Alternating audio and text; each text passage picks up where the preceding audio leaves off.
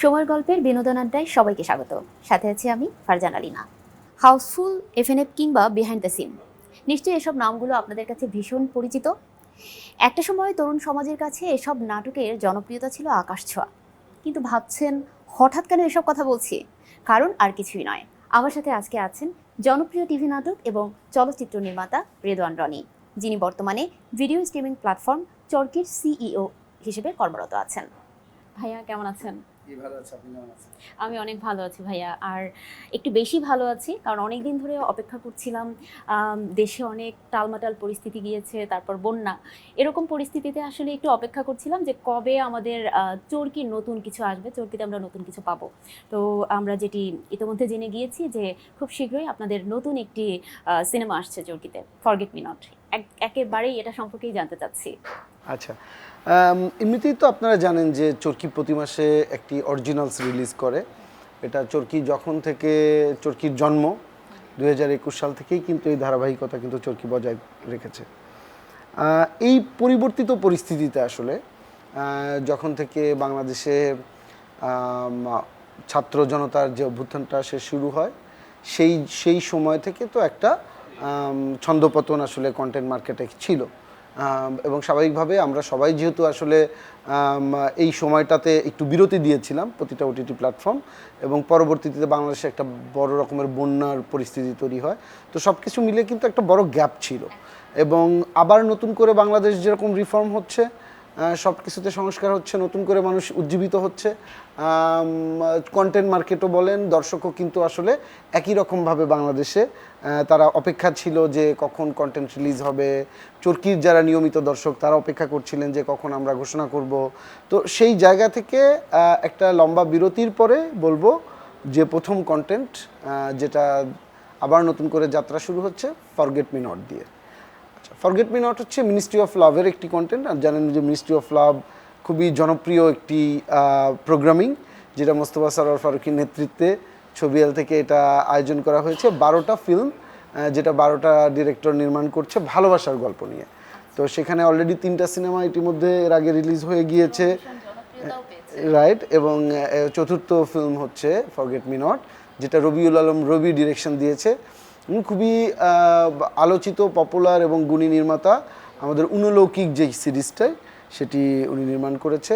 আর যেহেতু এই ওই ফিল্মটি আপনারা দেখেছেন যে ইতিমধ্যে ট্রেলার রিলিজ হয়েছে, এখানে মেহজাবিন চৌধুরী, ইয়াশ রোহান, বিজরি বরকতুল্লাহ, ইরফান সাজ্জাদ এবং যারা যারা এখানে কাজ করেছেন, খুবই প্রমিজিং লাগছে ট্রেলারটা। কাজেই আশা করা যায় যে দর্শক ভালো কিছু পাবে।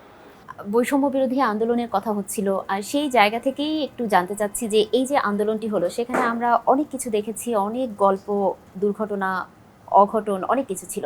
আর সেই সব গল্প নিয়ে আসলে আপনাদের সামনে কোনো কাজ আসছে কিনা বা পরিকল্পনা আছে কিনা? প্রথমত দেখেন, আমরা তো চারপাশে যা ঘটছে সেখান থেকেই তো ইন্সপিরেশন নিয়ে আসলে গল্প তৈরি করি। বাংলাদেশের যারা গুণী নির্মাতা আছেন, যারা লেখক আছেন, তারা বাংলাদেশের জন্য এত বড় একটা ঘটনা, শুধু ঘটনা বলবো না, এটা বাংলাদেশের পুনর্জন্ম। এবং যেভাবে আসলে বাংলাদেশ নতুন করে রিফর্ম হচ্ছে, এটা তো এত সহজে হয় নাই। এটার পেছনে এতগুলো প্রাণ ঝরে গিয়েছে, এতগুলো মানুষ আহত হয়েছে, এবং পুরো বিষয়টার মধ্যে শুধু একটা গল্প না, অসংখ্য গল্প লুকিয়ে আছে। অনেক আনন্দের গল্প লুকিয়ে আছে, অনেক বেদনার গল্প লুকিয়ে আছে, স্বজন হারানোর গল্প লুকিয়ে আছে, বিজয়ের গল্প লুকিয়ে আছে।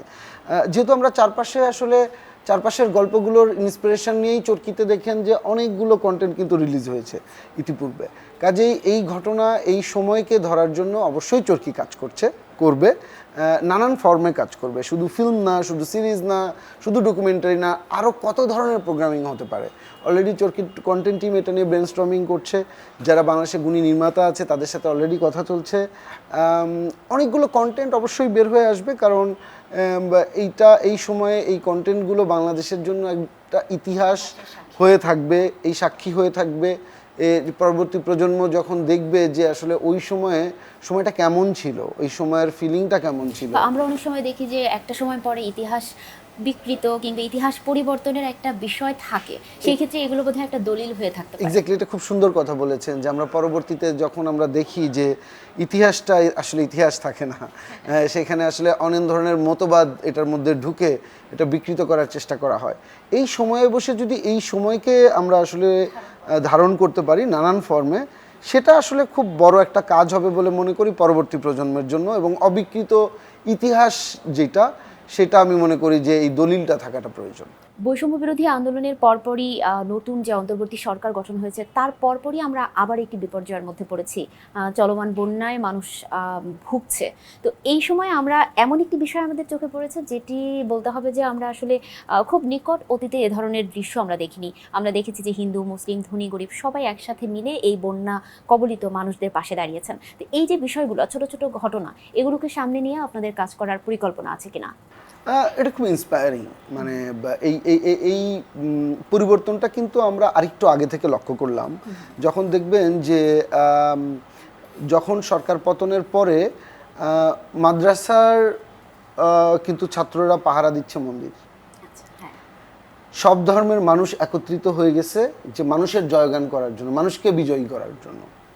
তো সেখানে হ্যাঁ, এটা কিন্তু একটা আনন্দের বিষয়, এবং রাজপথেও কিন্তু আমরা সেই ব্যাপারটা লক্ষ্য করেছিলাম। তার মানে যে কোনো ক্রাইসিস মোমেন্ট একসাথে, আমরা ধর্মের ভেদাভেদ আর চিন্তা করছি না কিন্তু কেউই, এই নতুন প্রজন্ম তারা কিন্তু যে কোনো ক্রাইসিস মোমেন্টে একসাথে হয়ে কাজ করতে পারে। এবং এটার সবচেয়ে বড় যে জায়গাটা আমরা দেখলাম সেটা হচ্ছে বন্যার সময়। বন্যার সময় কে মুসলিম, কে হিন্দু, কে গরিব, কে বড়লোক, এই ব্যাপারটাই কিন্তু আর কোনো বৈষম্যই কাজ করে নাই। কারণ যার যতটুকু সাপোর্ট দেওয়ার আছে, সেখানে একটা বাচ্চা থেকে শুরু করে একটা বাচ্চা ব্যাংক নিয়ে এসে ভেঙে বলতেছে আমার এটা নাও, আমি একটা বা আমার একটা নতুন জামা আছে এটা নাও, একটা বৃদ্ধ সে চলে আসতেছে। হ্যাঁ, মানে কত ধরনের ইমোশন আমরা দেখলাম না, যে এই পুরো বন্যার সময় ত্রাণ কার্যে অসংখ্য মানুষ যখন যুক্ত হয়েছে নানান ইমোশন নিয়ে, নানান বয়সের, নানান ধর্মের। তো এইটা আমি মনে করি যে এটাই বাংলাদেশ আসলে। এবং এই বাংলাদেশকে অনেক সময় আমরা লুকিয়ে রেখেছিলাম নানানভাবে, এখন সময় এসেছে সবাই সামনে নিয়ে আসার।